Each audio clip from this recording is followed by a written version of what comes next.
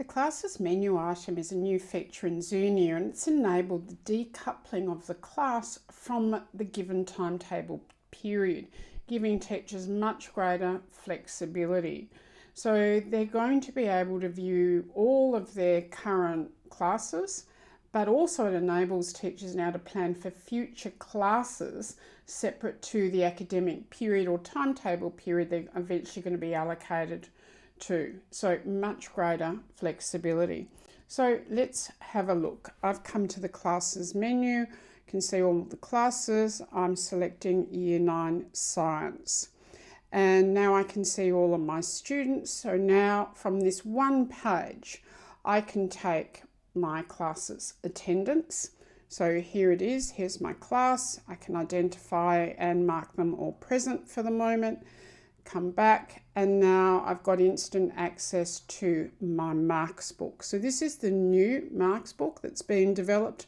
So we can see here there's a whole wellbeing category. There's a range of different grading scales, so schools can determine that, but they all go back to a numerical value. So it's going to help in terms of future analytics. So the different assessment groups can be shown here, but the variety of grading scales.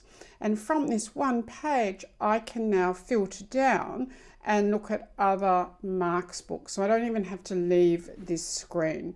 So now I'm searching on Year 5 English. Here it is. Here are all the students. So this is looking at semester 1. So these assessment groups can be coloured, spelling. So this is more formative, oral reading, and then finally just using emojis to identify the key groups that I have students working in here. So really flexible. And if I come back, and then this time let's look at an early years marks book. So we've looked at a secondary, a upper primary. So tracking their early reading observations using yes, no, using emojis, using letters, using words, using numbers, but you see the score all gets calculated back to a number. And ultimately it's up to the school as to how they want to set up their grading scales. And then I've just got another one here called social behaviours, particularly from an early years perspective, being able to track that. And then the additional feature that's also available from the classes screen is this communications page. So I want to communicate with all of the students or selected students. So I'm going to select all. I can SMS students and parents, or alternatively, I can email them. So I've selected all of the parents. I can delete parents I don't want. I can name what this email is about. Schools can set up endless templates that they can use, and there are endless merge fields.